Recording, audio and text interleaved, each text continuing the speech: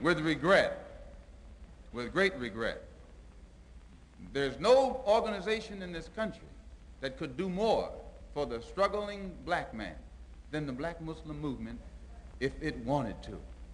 But it has gotten into the possession of a man who's become senile in his old age and perhaps doesn't realize it.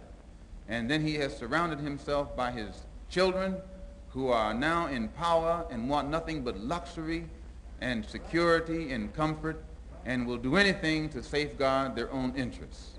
So I feel responsible for having played a major role in developing a criminal organization. It was not a criminal organization at the outstart.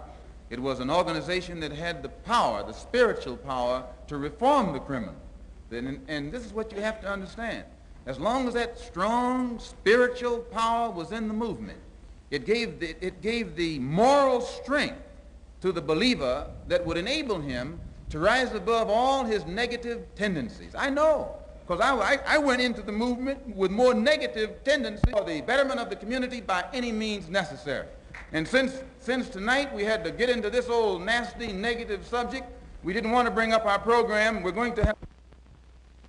But as the African nation got it, we became proud of it. And when they became proud of it, we began to have something effect with it.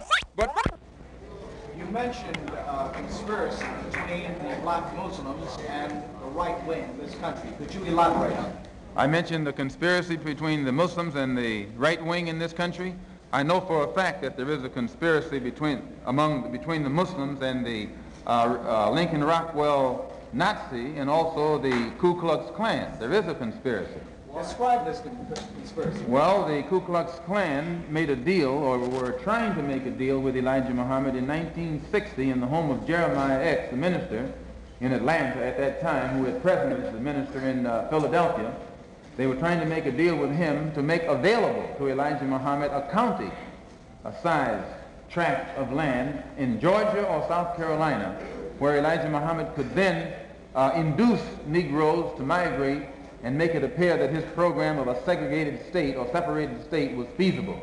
And to what extent these negotiations finally developed, I do not know, because I was not involved in them beyond the period of December 1960. But I do know that after that, Jeremiah, who was the minister throughout the South, could roam the entire South and the Klan not bother him in any way, shape, or form, nor would they bother any of the black Muslims from then on, nor would the black Muslims bother the Klan. Are you inferring then that because of this conspiracy, the attempt was made upon your life? The attempt could have been made upon my life. Ask that again. Are you inferring that because of this conspiracy, the attempt was made on your life? Not necessarily that conspiracy. The attempt was made upon my life because I speak my mind and I know too much, and they know that I will speak it whether they like it or not.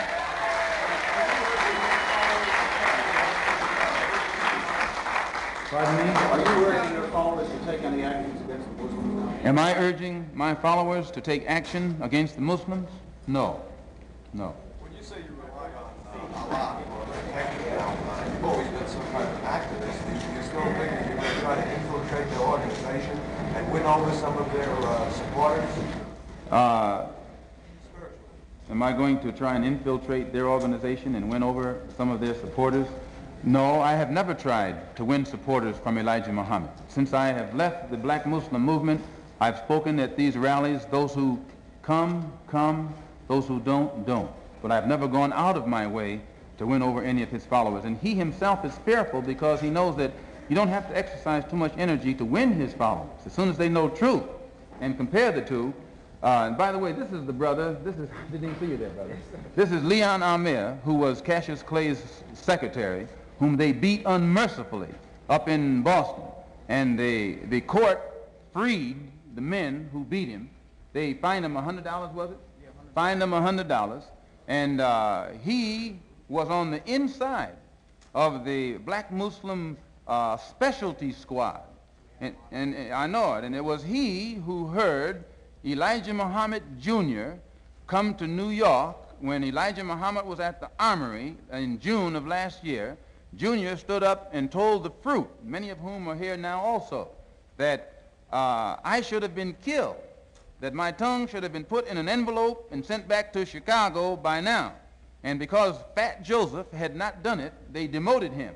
He remained captain, but Clarence up in Boston was put over Joseph. And Joseph's authority was curtailed. And then Clarence, the captain from Boston, and John, the captain from Springfield, came to New York to assassinate me and came to him to get a silencer and couldn't get it. So the police know this. It's not something that's new. They just wait until the job is done and then they step in. When you say, Do you know that Elijah Muhammad was behind this? Yes, now, Is this your belief? Elijah Muhammad called all of his officials, national officials, to Chicago in October and ordered them to kill or maim any of his followers who leave him to follow me.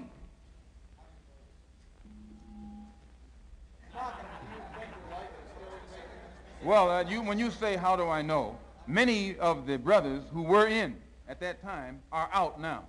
And if this ever come into the court, there are plenty of witnesses who can stand up and testify to it.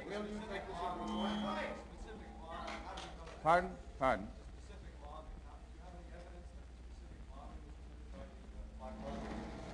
This specific law. Do you have any? I'd rather not say at this time. when you say you know too much, what do you mean?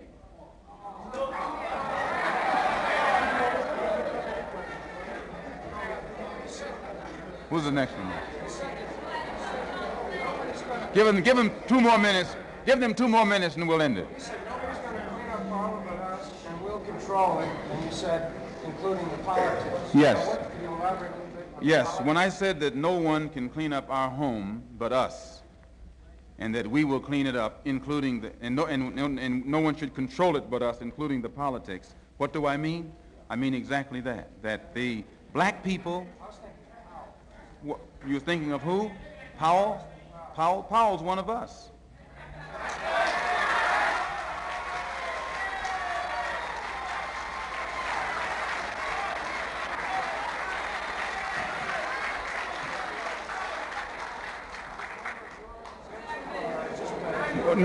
No, he's not a member of our organization, but when I say he's one of us, I mean he's one of the family.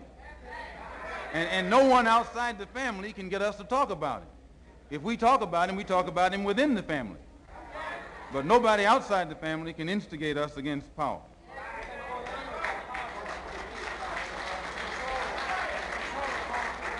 Yes, by controlling it politically, I mean that the politics of the community of Harlem should be controlled by those of us who live in Harlem, not by somebody sitting down in Gracie Mansion.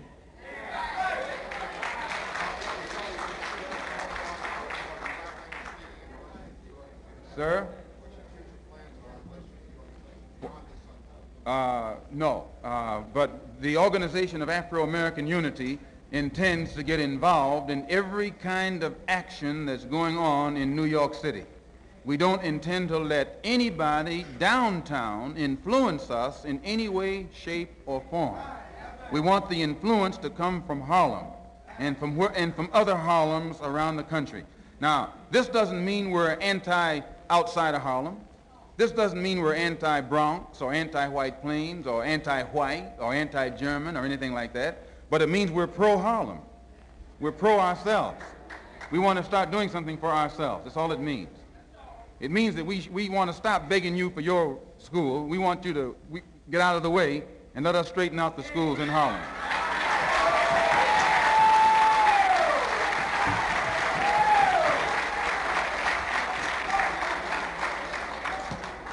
Yes, sir. Mr. Malcolm, I'd like to clarify this quote here. You said, from tonight on, there will be a hot time in your own town. Could you elaborate on I just answered it when I said from tonight on there'll be a hot time in the old town. I answered it when this gentleman over here asked. It's a song that we used to sing. An implication, an implied threat. I never imply any threats to anyone. I'm a Muslim. My religion is Islam. It's a religion of peace. And sir? Yes, I do believe there'll be further attempts on my life. I know them. They're foaming at the mouth. The rank and file Muslim means well. It's those at the hierarchy who are living off the fatted calf who don't mean well. And this coming Sunday at 2 o'clock, as I say, our program will be unfolded. Elijah Muhammad knows he has done some good things, and he has done some bad things. He knows that if he had wanted to, he could have united our people with the Muslim world just by teaching the right religion of Islam. He could have done so. The entire Muslim world would have accepted him. As it is now, the Muslim world has rejected him. He can never go into the Muslim world saying that he's a prophet or that Allah came over here in the flesh. They would cut his head off if he said that over there. I mean, he knows this. None of his followers can go over there without denouncing him. It's impossible for them to go to Mecca or any other place unless they ascribe to Islam as it is ascribed to over there. So he was in a position to unite us with the Muslim world, those of us who are Muslims. He was also in a position to unite us with Africa. But you cannot read anything that Elijah Muhammad has ever written that's pro-African. I defy you to find one word in his direct writing that's pro-African. You can't find it.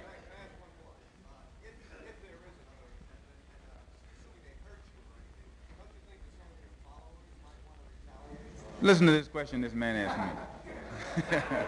What are you trying to get at? No, he asked me, listen, I got to tell him what you asked me. He asked me, don't I think if I got hurt, you know, wouldn't some of my followers retaliate? What are you trying to say? Or what are you trying to get me to say?